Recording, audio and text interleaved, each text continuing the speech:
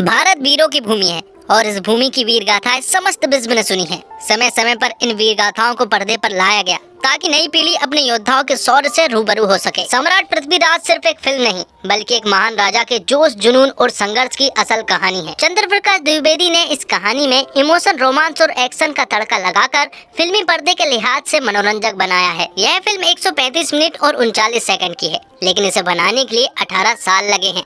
जी हाँ, कुछ समय पहले ही अक्षय कुमार ने इस बात का खुलासा भी किया था। तो आइए जानते हैं सम्राट पृथ्वीराज फिल्म की स्टोरी क्या है। लेकिन उससे पहले हमारे वीडियो को लाइक कीजिए और चैनल को सब्सक्राइब कीजिए ताकि आपको इसी तरह के लेटेस्ट और फ्रेश कंटेंट मिलते रहे। तो फिल्म की शुरुआत होती है अफगानिस्तान के गजनी से, जहां पर सम्राट पृथ्वीराज चौहान को मोहम्मद गौरी ने बंदी बनाकर रखा है और आज ही पृथ्वीराज चौहान को सजा भी दी जानी है। मोहम्मद गौरी बार बार सम्राट से कहता है कि वह उसके सामने घुटने टेक दे। अगर सम्राट ऐसा कर देता है तो मोहम्मद गौरी उसे रिहा कर देगा, लेकिन पृथ्वीराज हमेशा की तरह घुटने टेक देने से साफ इनकार कर देता है। इसलिए सजा के तौर पर पृथ्वीराज को शेरों से लड़वाया जाता है, वो भी उस हालत में जब मोहम्मद गौरी ने पृथ्वीराज की दोनों आंखें निकलवा दी थी। सुना है पृथ्वीराज अकल का अमीर और कानों का धनी है और इसी बात का आज उसे जनता के सामने प्रमाण देना था। थोड़ी देर के बाद एक शेर को पृथ्वीराज की तरफ छोड़ा जाता है और पृथ्वीराज को उस शेर की आवाज को महसूस कर कर ही उसे मारना था। जब वो शेर पृथ्वीराज के नजदीक आता है तो पृथ्वीराज उसे बड़े ही आसान तरीके से मार देता है, लेकिन थोड़ी ही देर के बाद वहाँ पर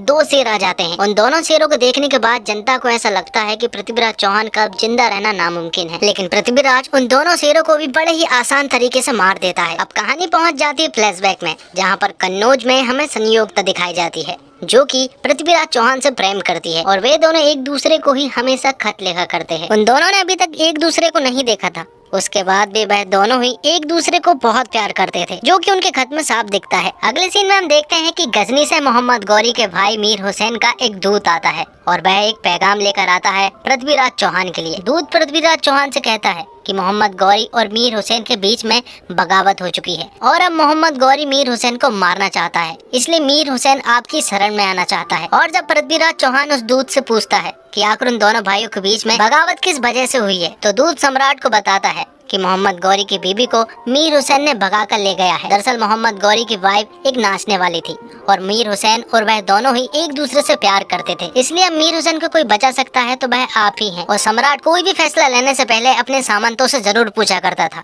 और जब वह अपने सामंतों से पूछता है तो काना काका पृथ्वीराज से कहते हैं कि एक नाचने गाने वाले की वजह से वह सुल्तान से क्यों भिड़ना चाहता है, तो सम्राट कहता है कि क्या नाचने गाने वाले की कोई इज्जत नहीं रहती। काका सम्राट से कहता है कि वह भूल गया है कि गजनी का महमूद बहुत ही खतरनाक आदमी है, तो सम्राट कहता है कि नहीं भूला है वो कि किस तरह से गजनी के महमूद ने सोमनाथ के मंदिरों को तोड़ा था और शिव के ज्योतिर्लिंग के टुकड़े को महमूद की मस्जिद के सामने रखा गया था ताकि आने जाने वाले उस ज्योतिर्लिंग के टुकड़े के ऊपर से निकल कर जाए और अपने पैर की धूल साफ करे। तो काका सम्राट से कहते हैं तो फिर मीर हुसैन को वह क्यों शरण देना चाहता है, तो सम्राट कहता है कि युद्ध के भय से वह अपना धर्म नहीं छोड़ सकता। शरण में आए हुए की रक्षा करना हिंदू का धर्म है और अपने रक्त की अंतिम बूंद तक मैं अपने धर्म का पालन करूंगा। इसलिए सारे सामंतों को सम्राट की बात माननी पड़ती है और अगले ही दिन वह मीर हुसैन को लेने के लिए चले जाते हैं। सम्राट ने मीर हुसैन को शरण तो दे दी थी, लेकिन सभी जानते हैं कि मोहम्मद गौरी अपने भाई से बदला जरूर लेगा और अगले ही दिन सम्राट के दरबार में मोहम्मद गौरी का एक दूत आता है और वो सम्राट से कहता है कि मीर हुसैन ने मोहम्मद गौरी की बीबी को भगाने का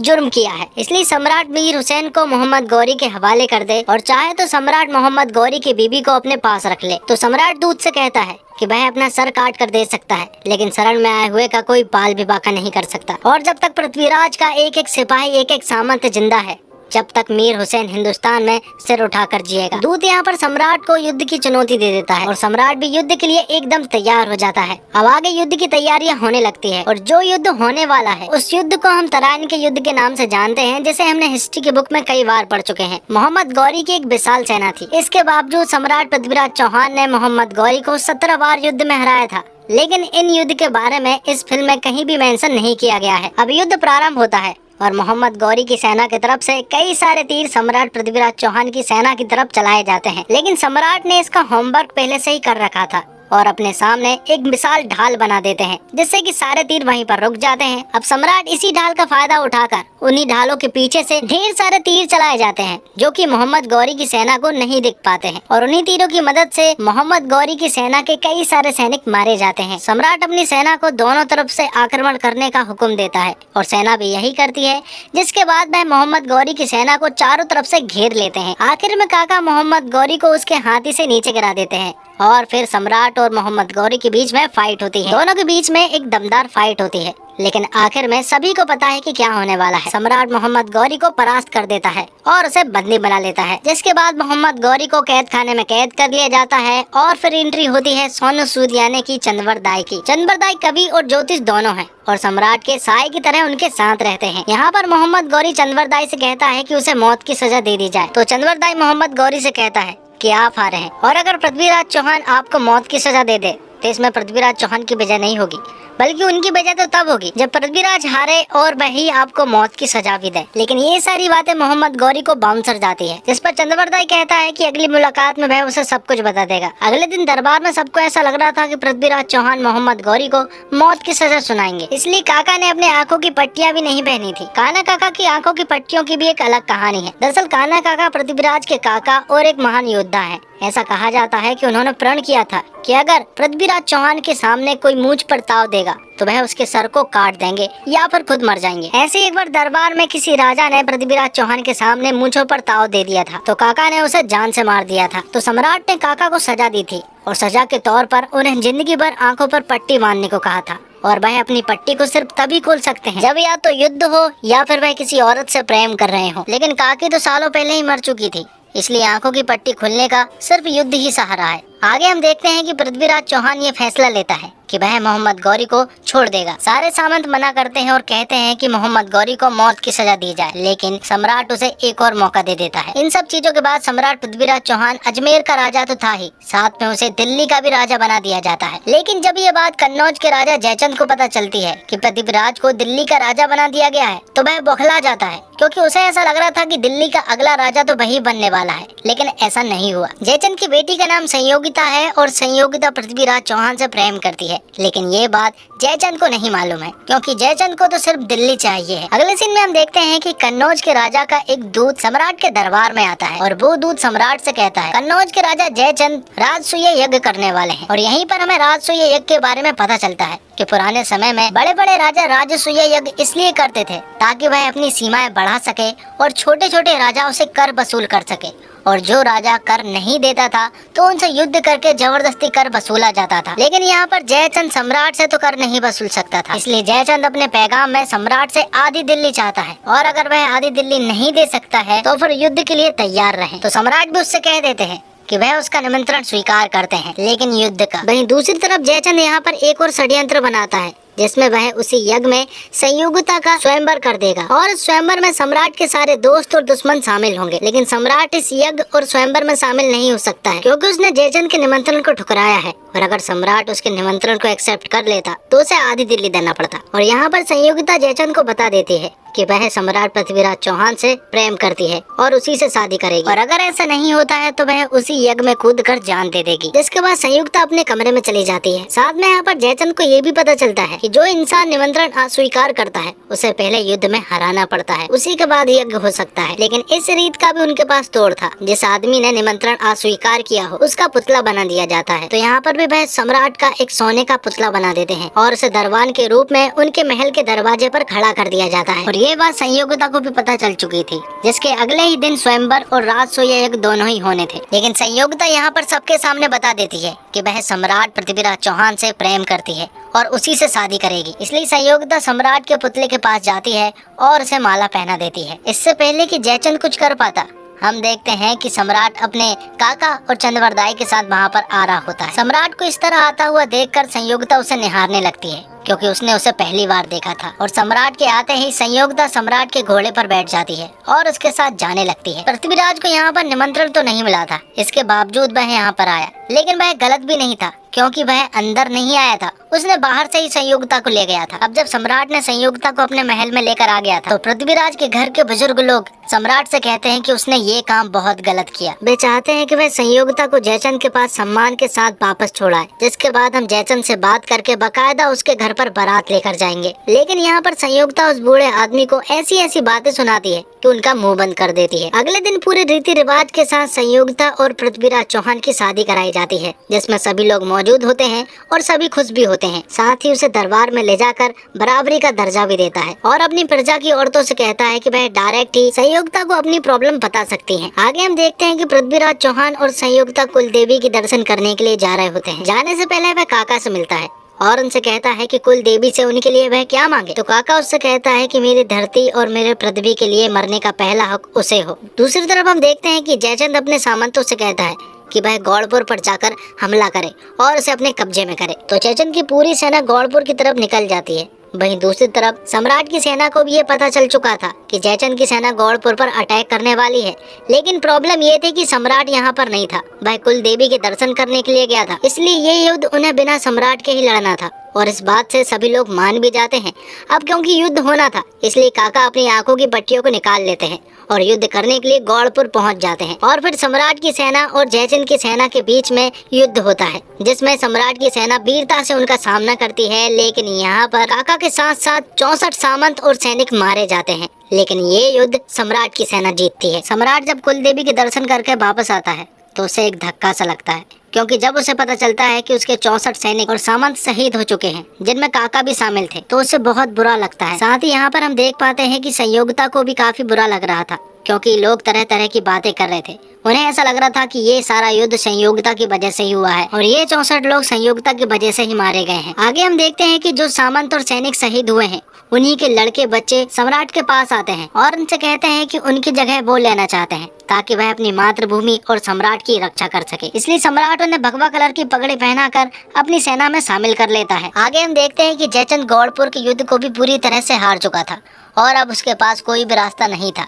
इसलिए वह अपने पास एक सौदागर को बुलाता है और मोहम्मद गौरी से एक सौदा करने के लिए उससे कहता है। जिसके बाद सौदागर मोहम्मद गौरी के पास जाता है और उसे सौदे के बारे में बताता है। सौदागर उससे कहता है कि अगर वह पृथ्वीराज चौहान को जिंदा पकड़कर जयचंद के हवाले करता है तो जयचंद उसे ढेर सारी रकम देगा, क्योंकि दुश्मन का दुश्मन दोस्त होता है। और ये बात सुनने के बाद मोहम्मद गौरी उसकी बात को मान जाता है। अब मोहम्मद गौरी और सम्राट पृथ्वीराज चौहान की सेना के बीच में युद्ध शुरू हो जाता है। लेकिन 10 दिन हो चुके थे और अभी तक कोई भी परिणाम नहीं निकला था। मोहम्मद गौरी के कुछ सैनिक मोहम्मद गौरी से कहते हैं कि ये लोग हमसे हारते क्यों नहीं है, उनकी सेना और हमारी सेना बराबर की है, इसके बावजूद हम उनसे हारते हैं। तो मोहम्मद गौरी उनसे कहता है कि जिस जमीन को हम जमीन कहते हैं, उस जमीन को वह मातृभूमि कहते हैं और उस मातृभूमि की रक्षा के लिए वह अपनी जान भी दे सकते हैं। मोहम्मद गौरी बहुत अच्छे से समझ चुका था कि वह पृथ्वीराज चौहान को सामने से तो नहीं हरा सकता था, इसलिए वह उसे छल से हराने की सोचता है। इसलिए मोहम्मद गौरी अपने कई सारे सैनिकों को सम्राट पृथ्वीराज चौहान के लोग जहां पर रुके हुए थे वहां पर भेज देता है और रात में पृथ्वीराज चौहान के सैनिक जब सो रहे होते हैं तब उन्हें मार देते हैं और पूरे इलाके में आग लगा देते हैं। पृथ्वीराज चौहान को जब ये बात पता चलती है और जैसे वह बाहर आता है तो वह मोहम्मद गौरी के लोगों को मारने लगता है। लेकिन यहाँ पर मोहम्मद गौरी के कई सारे सैनिक पृथ्वीराज चौहान के सैनिकों पर तलवार रख देते हैं और इसी छल के कारण उसे बंदी बनना पड़ता है। और जब ये बात संयोगिता को पता चलती है कि पृथ्वीराज चौहान बंदी बन चुके हैं, साथ में उसे ये भी बताया जाता है कि मोहम्मद गौरी की सेना यहाँ पर कभी भी आक्रमण कर सकती है, इसलिए उन्हें इस शहर को छोड़कर चले जाना चाहिए। लेकिन संयोगिता उससे कहती है कि उसने पृथ्वीराज चौहान के साथ जीने मरने की कसम खाई थी, इसलिए वह सारे सामंतों की स्त्रियों को अपने पास बुलाती है, क्योंकि वह एक बहुत बड़ा यज्ञ करने वाली थी। और जैसे ही यहाँ पर यज्ञ समाप्त होता है, सारी औरतें उसी यज्ञ में अपनी जान की आहुति दे देती हैं। आगे हम देखते हैं कि मोहम्मद गौरी चंद्रवरदाई से मिलता है, जो कि उनकी दूसरी मुलाकात थी। पहली मुलाकात में चंद्रवरदाई ने मोहम्मद गौरी से कहा था कि आप हारे हैं और अगर पृथ्वीराज चौहान आपको मार देते हैं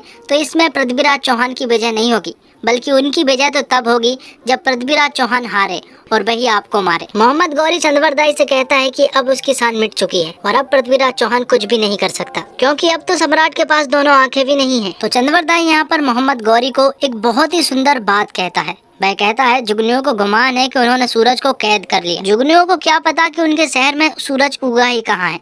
पृथ्वीराज चौहान के चाहने वालों को लगता है कि वह सूरज थे और उनके आगे गौरी समेत सब जुगनू। साथ में चंद्रदाई मोहम्मद गौरी से ये भी कहता है कि अभी तक उन्होंने सम्राट का शौर्य देखा कहाँ है, उन्होंने तो अभी तक उसे सिर्फ धोखे से ही हराया है। साथ में चंद्रदाई उसे ये भी कहता है कि सुल्तान के वीर सम्राट से चुनौती देकर लड़े और जब वे उससे लड़े तो उससे आहट करके लड़े। शर्त सिर्फ इतनी है कि जब भी उनका सैनिक उनसे लड़े तो आहट करे या फिर आवाज देकर लड़े। और उनके इस कवि चंद्रदाई को उस समय अपने स्वामी किसान में खुतबा पढ़ने की इजाजत मिले तो मोहम्मद गौरी इस चैलेंज को एक्सेप्ट कर लेता है। और अगले ही दिन जैसे ही सम्राट पृथ्वीराज चौहान की मैदान में एंट्री होती है तो वहाँ की प्रजा पृथ्वीराज चौहान की जय जयकार करने लगती है, क्योंकि उन्होंने अभी तक ऐसे सूरवीर को कभी भी नहीं देखा था। तो अगले दिन पृथ्वीराज चौहान की चुनौती ये थी कि उसे धनुष के साथ 7 तीर दिए जाएंगे और इस मैदान में 7 सिपाही होंगे और वह आहट भी करेंगे। और अगर पृथ्वीराज चौहान ने उन 7 सिपाही में से किसी एक को भी मार गिराया तो वह खुद तो आजाद होगा, साथ में उसके सारे सिपाही भी आजाद हो जाएंगे। मतलब कि पृथ्वीराज के पास 7 तीर हैं और 7 मौके।